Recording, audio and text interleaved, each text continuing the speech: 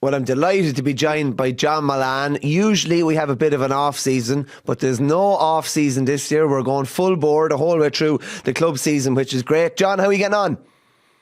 All good. I'm nice and bronzed up there after my week in Ballymadanes, so nice all break to get away and recharge the batteries to go again, yeah. Where are we at? Benamedina?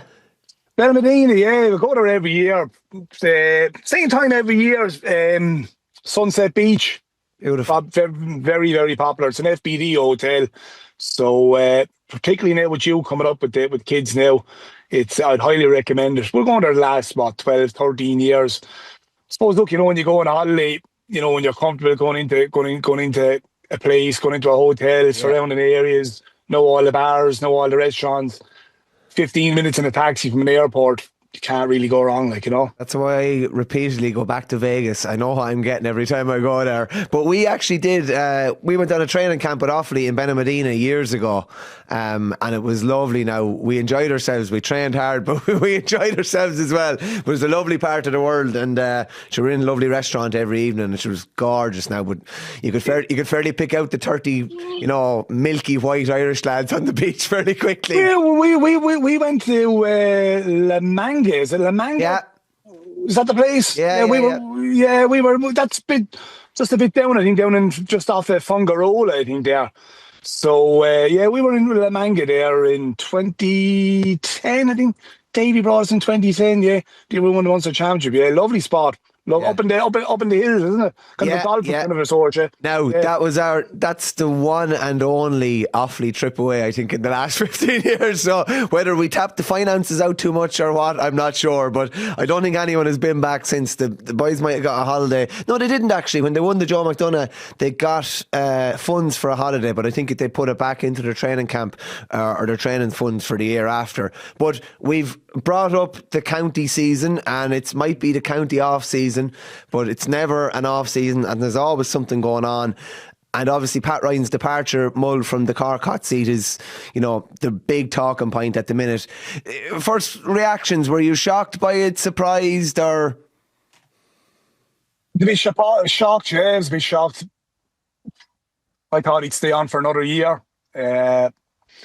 Look, we're only kind of getting snippets of what's coming out now in the aftermath of him being, I wouldn't say let go, but him not deciding to push on and agree to the 3-year term that the Cork County Board were asking him to do. For me personally, I think the Cork County Board have let him down. Myself, I think this crack of a 3-year vision, albeit it was his 3-year term was up, but I think he had enough credit in the bank to go and approach the county board on his terms rather than the county board approaching Pat Ryan and seeking him to come in under their terms. I think, we're hearing now that they wanted him to stay on, but did they really want him to stay on? If they were wanting him to come in under a new 3-year term, we're hearing now that possibly they wanted him to change up some of his management team. And you look at the statement by Pat Ryan, thought it was class, didn't really leave himself down at all. But the two standout words in that statement were loyalty and trustworthy of his background team. So that kind of half tells you that, were the county board putting him under pressure to say, right, well, look, we want you to be our man for the next 3 years, but you're going to come in under these rules, and we want you to change up your background team. And I think he was left with no real choice, really, probably to say, well, look, I'm happy with my time. I'd like to thank everybody, and it's not going to be for me. I'm not going to push on and seek 3 more years. Like within those 3 years, 3 years is a long time, Verney. Yeah. 3 years is an extremely long time. Mull, can I just say, if Cork won the All-Ireland in 2026, that's it. Bob's your uncle, Mary's your auntie, and you're out the gap probably, aren't you? In a way, like, do you know what I mean? Like, Brian Cody didn't sign 3 year. It was rolling year on year, and it was just, you know, discussed in the winter or whatever, like. I look at the last two winning All-Ireland managers, Liam Cahill and Brian Lohan. Liam Cahill, you know, we got the backing of his county board. The easiest thing for the Tipperary County Board last year would have been to have the conversation with Liam and say, Liam, look, we feel we want to bring it in a different direction, and we want to go with something different. No, they didn't. They backed Liam Cahill, and more importantly, they backed Liam Cahill's management team. Now, obviously, Liam Cahill had a few tweaks here and there. Likewise, Brian Lohan in 2023, Brian Lohan's 3-year term was up. Got an extra year, and the easiest thing for the Clare County Board back then in 2023, which semi-final was it? Kilkenny beat them well in an All-Ireland semi-final. The easiest thing for the Clare County Board back then was the 23 was the narrow semi-final, 22 was the well-beaten, yeah. The well-beaten one, yeah. Sorry. But that was still his year 3. His first year was the COVID year, 2021, 22. So year 3, they were well beaten by Kilkenny, and as you said, 23 was the one where actually Owen Murphy pulled off the unbelievable save from Duggan. But there was no approach from the Clare County Board or the Tipperary County Board asking Liam Cahill to stay on for 3 years or asking Brian Lohan to stay on for 3 years. Now, subsequently, Brian Lohan won the All-Ireland, and then the approach was, well, look, will you stay on for another 3 years? And I think that should have been possibly the approach from a Cork point of view. The Cork County Board, in my opinion, I'm only giving you my opinion, now others might lambast me for this. I think they should have went to Pat Ryan and said, right, Pat, we want you to be our man next year. Don't mind your 3-year vision. Our vision is to win the All-Ireland in 2026, right? Sit down with Pat Ryan, right? What have we got to improve? What changes can we tweak to get us over the line next year? And I honestly believe, I don't think Cork have to reinvent the wheel going forward for the next couple of years. Let's be honest about it, Michael. They've been one bad half away from winning Liam McCarthy this year. They were on the cusp of winning it last year in an epic game against Clare. So you look at the job Pat Ryan has done in within those 3 years. Now, obviously, he made a statement at the time that he would nearly see it as failure himself if he didn't bring Liam McCarthy back within his 3 years. But I most certainly wouldn't see the last 3 years as any failure under his management's watch. I think they've been a breath of fresh air. They've played some swashbuckling hurling. And when you break it down, they were the team that stopped Limerick from doing 5 in a row. And they have been the team that have given Limerick the most headaches within that time frame of 3 years. I mean, you go back to last year, they beat them in 2 epic games last year. They played them in an epic game this year, beat them in, albeit they won the penalty shootout. They still picked up the spoils. They brought the silverware home. There's only 3 trophies you can win this year. They won two out of the 3 of them. And, you know, they were the one team that went back to throwing the questions back to Kiley and Cork and saying, right, we're going with 3 inside. We're going to ask you the question, well, what are you going to do? Right, particularly with the Barry Nash, where Barry Nash likes to come up on the wing and get forward. No, they posed the question back to Kiley and Cork. We're going with 3 inside. So is Barry Nash is he going to mark, or is he going to want to go up the pitch? And and I'll be straight up to you. I think 2 people who will be very well pleased that Pat Ryan and his management team are gone are going to be Kiley and Cork, because as we've seen, as we just touched on, Cork were the one team that posed so many questions for this Limerick team. And let's be honest about it, only for this Cork team, Limerick probably might have pushed on and won 5 in a row. And if Limerick won the Munster Championship, that would have given them the gap of 4 weeks. And we've seen time and time again when Limerick have had that 4-week gap to prepare for an All-Ireland semi-final, the vast majority of the time, bar last year, they pushed on and won the All-Ireland. Just you mentioned about Pat's kind of departure statement. Just one line in particular I thought was interesting. He said, "In life, sometimes loyalty is a word linked to weakness, but I was reared to believe it to be the ultimate strength of a person's character, and I would like to think I displayed plenty of that in my time as Cork manager. I know I received so much of it in return from the Cork senior hurling group." A couple of things I thought were really interesting. He met the Cork executive or the county board officers on Friday. He put his statement out through his club on Saturday, which would not really be the done thing, and I know he's a massive club man. It took Cork about 12 hours to react to that, so they obviously weren't expecting it, I wouldn't think. But from what you're saying to me, and what I'm kind of deducing and reading through the lines as well, I think, and maybe I'm wrong, but I think that Cork didn't want to let Pat Ryan go, but they made it very difficult for him to stay. Does that make sense? Absolutely.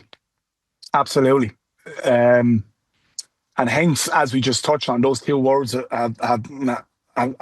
really standout words in that statement, are trustworthy and loyalty of his backroom team. And we're only surmising, I would be thinking along the lines that they wanted Pat Ryan to stay, but they wanted him to shake up his management team and possibly shake up his squad, which, again, as he touched on, he was, he so much loyalty to, and thinks so highly of an awful lot of these players. And I'd say he weighed it all up. I'd say, just reading between the lines, I would be thinking that Pat Ryan most certainly wanted to stay on for 2026 and, take it on a year-to-year basis rather than commit to 3 years, Yeah. Do you think a lot of the public talk and the outside kind of noise played a big role in this as well? Like, I'm thinking just a lot of the things that were going around after the final. One was the image of like the whole management team, maybe 5 or 6 lads having a bit of a conflab during the game and nobody really seemingly knowing what to do. And I don't know if anybody would have known what to do with the way the game was just going away from them. That type of thing. The talk around, certain lads need to be let go at this stage. And do you think that kind of all played into it as well, where they're thinking now somebody comes in and, a fresh broom sweeps clean or something like that, and there'll be wholesale changes? 100%. I think the Cork County Board have, listened too much to the outside noise, particularly within Cork. And, Pat Ryan done an unbelievable interview with Marty Morris. I don't know if you heard it. Cracking interview. And he touched on it, that there was certain people within Cork that he was thoroughly disappointed were running back with stories to the Cork County Board, which were so untrue. And that is disappointing from his perspective. And from his management's point of view, he addressed the all the WhatsApp rubbish that was going around in the days after about fights in the dressing room at half time and this kind of crack, and he said they were totally false as well. A lot of that stuff just gathered it was like a rolling stone. It gathered unbelievable amount of mass, and it just took wild almost in the week after. Look, Michael, how many dressing rooms have you been in, or many stories? Even, Jesus, there have been stories in the past about me, and Jesus, I mean, 99% of them, 95% of them are just so untrue. And Any good ones? Any good ones in particular? What's the best? What's the best untrue story you've heard about yourself? oh Jesus, there was. Well, look, it's well documented. I would have been in one or two other occasions in the past, but I mean, it kind of it carries around with you then in future years. And I mean, there was one or two occasions. I mean, I remember Stevie Benner said to me, "Jesus, you were out Friday night and you did such and such a thing." Stevie, I wasn't even out Friday night at home. I was a cup of tea watching the Late Show. Like, it's and look, you've probably seen it as well. Like, even being involved in squads. You'd be hearing about this bust up and that bust up, and you laugh. The majority of the stuff you just kind of you laugh off, like. Well, it's And gas, isn't it? Because like in my line of work, obviously the amount of stuff you hear and people will tell you it's gospel, and you obviously have to check 3, 4, 5, 6 different places. But chances are the first reputable person you check with, like, there's absolutely no truth to that whatsoever, and it's gas. Even with my own squads back with Burr in the day. Oh, I heard X was out last night, the night before the match, and you go up to them and like, "Were you out last night?" "No, I was not." It's gas, like. we had so much of that over the years as well, and particularly there was one or two players who I'll be honest, I don't know how they put up with it over the years, which was that they kind of, I wouldn't say they get stigmatized, or they get tarnished with having this reputation of being out drinking and all that, and which was totally unfair, and some of the stories that used to be going around that were so untrue, that, oh, this such and such was out the night before a match or the week before a match, and it's total rubbish. Absolutely total rubbish. It's gas. Martin Hannamy, Martin Hannamy, they used to play with Offseason, Yeah. one of the greatest cornerbacks of all time, but he's obviously involved in like a squad that like to enjoy themselves or whatever. So, but Martin was kind of known as the sensible cornerback, up first thing in the morning or whatever. And then you have someone like Johnny Pilkington who's like, "Oh, Johnny's always out," like, and this kind of crack. So Martin said, because of the image of Johnny, everything was deflected towards Johnny, and Martin said, "I could go down from a few pints in Clotton there during the week and no one would say a word and no one would hear anything, because it's like, oh, Martin's totally sensible, he'd never have a few pints or anything like that." And it's funny like how an image of somebody can be portrayed one way, and if you earn the image of, oh, he's up first thing in the morning, he'd be going to work, and oh, just he wouldn't have a few pints or anything like that, and you can kind of get away with it almost if you get the good image. And I was even speaking to Duignan, Michael Duignan, like, he used to say, like, that used to kind of annoy an awful lot of the Offaly squad, that they were kind of tarnished or labelled with being a crowd of pissheads. I mean, you don't win 2 All-Irelands in 4 years and probably have one of the greatest Offaly teams of all time by going out and on the piss the whole time. But that was the world we lived in back then, and I'm so glad that, Jesus, that I'm not playing in this current landscape where, Jesus, anyone could throw anything out, just to kind of get any form of reaction on social media, like, and look, once it's out there, it can grow, and it can grow even more. And You know what's gas about Mull as well is, I think this is it's not hilarious, I just think it's mad. Like, say a rumour is spread and it gathers legs or whatever, and the rumour is untrue. You never see all the WhatsApps coming around in the groups to say, "Oh no, this is actually untrue." Once it's out there, people just take it as gospel, like, and that was basically what happened with the Cork things, and it just ran wild. Like, the day of the football final, the latest rumour was that Micheál Martin had to go down to the dressing room at half time to sort out the mess in Cork. Like, that's the sort of, and like, some people obviously believe this rubbish. yeah. Gee, and believe it or not, when sure, look, you came across the messages I came across. Look, the whole nation was after, come Tuesday, come Wednesday, the whole nation, had the story that, this was after happening, that was after happening. And the most unfortunate thing as well is that for some of the players to get dragged into it, like, I mean, that can have a serious effect on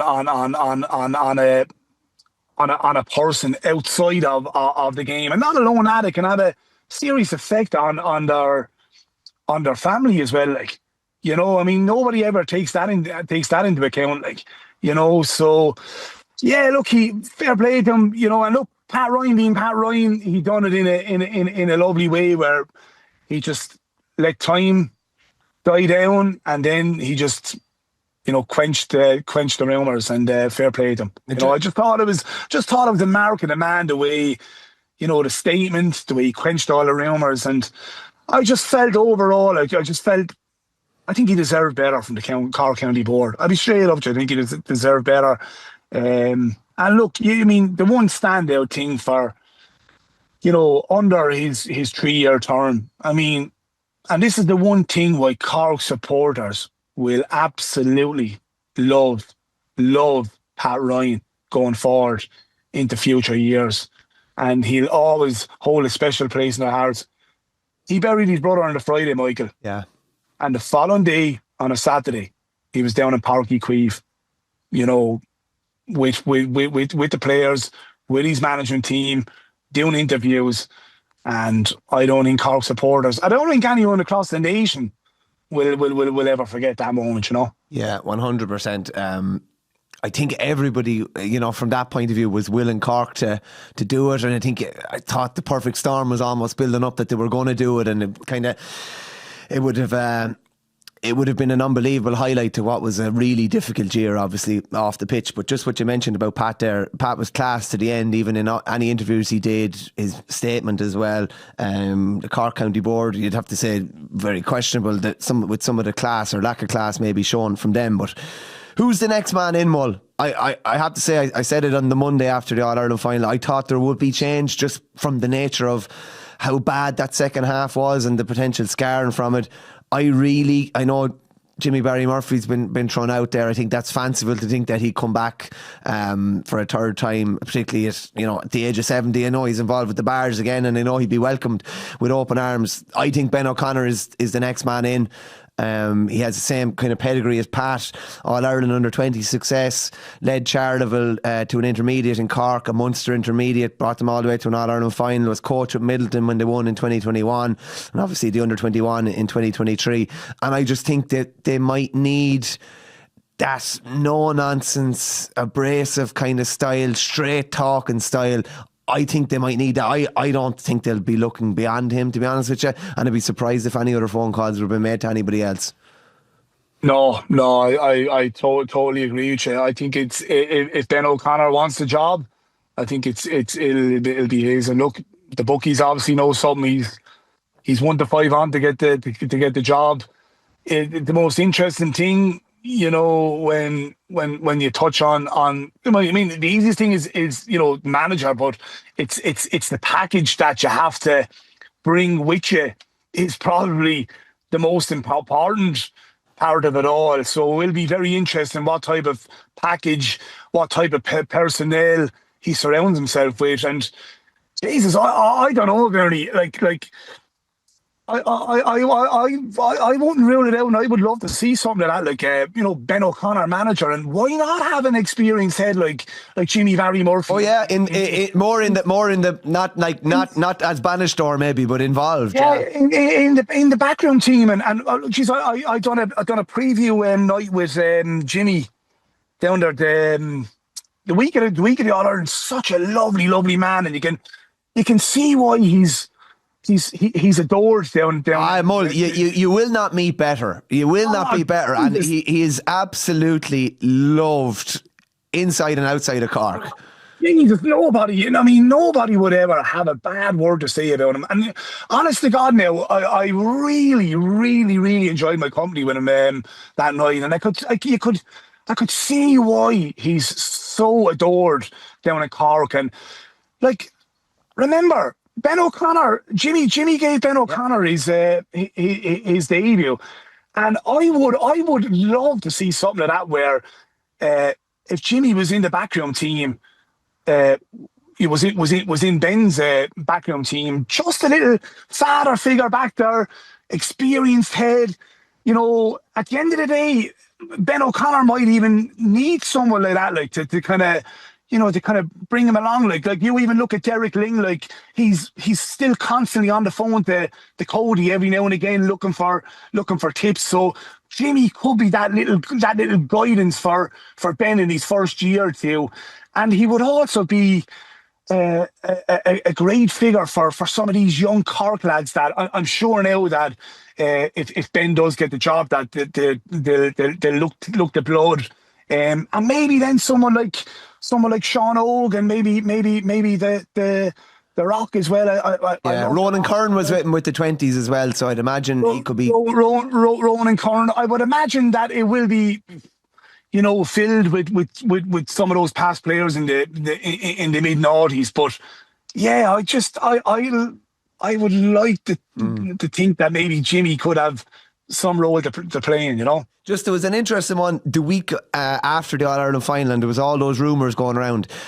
Tom Kenny, obviously former Cork hurler and a former teammate of Ben's, put out a picture. It was of Rob Downey down signing jerseys and greeting kids the week after the All-Ireland final, and he was down in Grenagh, and he just said, fair play to Rob for coming down, particularly after an unbelievably sporting week. And I just thought it was interesting. It was shared on the O'Connor Hurley's Instagram page, which Ben runs the business, obviously, and Tom was very politically correct with what he said. What the O'Connor Hurley's post said was a little less politically correct. It just said, to anybody ignorant or stupid enough that helped spread a rumour this week, what have you done to promote the game this week? This is what Rob Downey did this week after the heartache of losing an All-Ireland final. Shame on anyone that promoted those horrible stories about our young men this week. You're lower than the law. And I don't know who runs the O'Connor Hurley's Instagram account, but I'd imagine Ben has some interest or play in it. That is the type he is, and he will back the players to the hilt if he is manager. Just lastly, to put a bow on the Cork thing, Mull, would you be expecting a decent amount of change, player personnel wise, regardless of who comes in, or do you think it'll be predominantly the same panel? See, it's a hard one. You look at when a manager, his first year, and they come in, it's very rarely you see that they get rid of players straight away. There's often kind of, a bit of leeway there for players to go and give them an opportunity, or give them a chance to kind of go, well, look, there's your 1 year opportunity. But I would imagine that if Ben O'Connor does come in, that I think I wouldn't say there'll be wholesale changes. I think there'll be a couple of changes, and I think there'll be some interesting conversations over the next couple of months. Hoggy might probably come into one of them, where Hoggy might maybe become the Noel McGrath role now, seeing with the influence that Noel McGrath had with Tipperary. But yeah, some of the older lads, like look at Harnedy. Harnedy, I mean, could you blame Harnedy for the downfall of one of their best players when he came in? When he came in, look at the impact you most certainly won't be getting rid of Harnedy. You look at Lehane, the impact Lehane had in the Munster final. You looked at the impact Cahalane had in the Munster final when was it Downey went off, or Cahalane came in for, who did he come in for? He played because Niall O'Leary was injured. Yeah, Niall O'Leary was injured and nearly gave a man of the match performance. So and look, some of these Cork players, you're looking at the Cork Championship, they're still the best players in the Cork Championship, some of these players. So I mean, at the end of the day, Pat Ryan and his management team, they would have been going off their own eyes of what was going on in training and who was showing well in training. So yeah, I think as I touched on, Verney or Michael, don't think they have to reinvent the wheel too much. I'll be honest with you. You look at the hurling landscape right now, there's not a whole lot out there. I mean, Tipperary, Limerick will be back, Clare, Kilkenny. I mean, you're looking at the Munster teams, but I mean, Cork will still fancy themselves to get out of Munster next year, and if they get out of Munster next year, they're in a great position to push on and try and end that 21-year famine. So I just think, cool heads are needed now, and that's why I firmly believe maybe cool heads were needed within the Cork County Board. And as I touched on, I think it was disappointing from Pat Bryant's point of view. And whoever does get the job, I still think cool heads are needed, even when it comes to picking the next squad for 2026. Something Pat Ryan from Limerick said to me recently, it kind of stuck with me. Like Liam Cahill, one of the hallmarks of Liam Cahill probably for 2025 was his ruthlessness. And you know the way the All-Ireland winners, people always take a lot from the All-Ireland winners, and people who look at Liam Cahill and maybe culling some experienced players, and they will say, oh, we need to be ruthless, we need to make hard calls here, look at what Cahill did. So it'll be interesting. I think it'll be fascinating to see in the off-season what sort of hard calls are made in Cork, if any. I'd imagine there will be a few. Mull, a left field one for you before we finish. I'm sure you've seen it on Independent.ie and in the Irish Independent in recent days. Talk of Jim Gavin being tapped up or been discussed as a potential presidential candidate for Fianna Fáil. And I'm wondering, and I'd say I know the answer because I know you're a big character down in Waterford. Surely certain parties have been on to you down through the years to run for election, etc. Am I wrong in thinking that? I doubt I am somehow. No, you're 100% right. I've been approached by the three big boys, Fine Gael and Sinn Féin. So I don't know. I just don't think politics it can be a dirty game, Michael. I mean, it's a bit like it can be a bit like coaching, or picking a team where you could do 99% at a time. You could do great things, and you'll get pulled on the one or two bad things. Well, did any like was your head turned at all? Did you think, Jesus, maybe I could go down this way? Like, or what percentage wise were you potentially doing it? No. It didn't appeal to me. Didn't appeal to me. Like I would like to think I would have a good relationship with the majority of Waterford people. And I think I would think the majority of Waterford people would have an awful lot of time for me. And geez, look, I'm all for helping people, as you well know. I'd help anyone. If a phone call came my way, and a person was in need, or they needed something to help them out, I'm always on the end of the phone that way. And if it meant that I had to follow on a phone call and approach someone, I'm very approachable at that, I'm the type of personality where, I can mix it with anyone. I've the person who's struggling on the side of the street, or the big businessman, and I've time for everybody. And I just feel with politics, you can go down that route of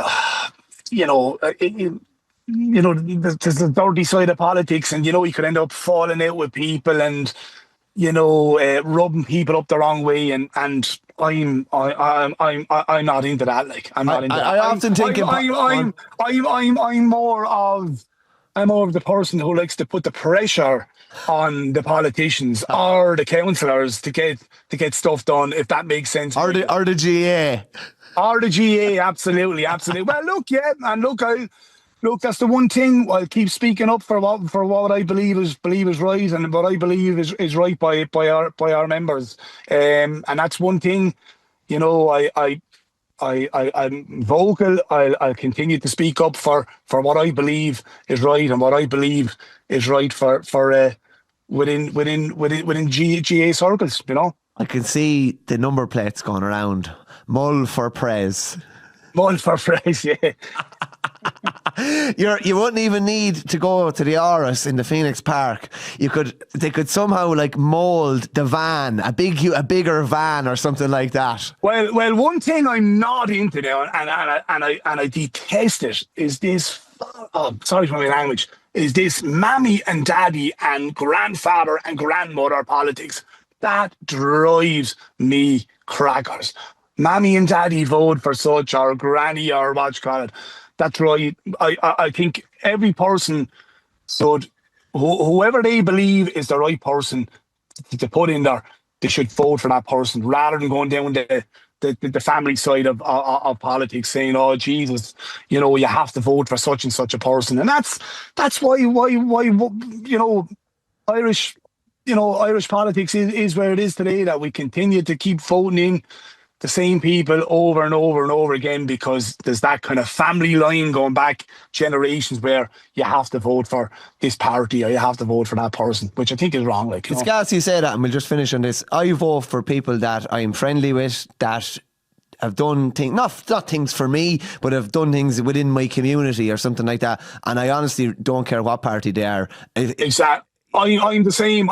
If I see that whatever person it is, or within that party, and if I see them rolling up their sleeves and getting the work done for their constituents, or the people who vote for them, I'm happy to give them my vote all day long. I can see the headlines coming out after this pod. Mullane issues political come get me plea. Mull, pleasure as always. We'll talk to you again soon. On the ball, Chief.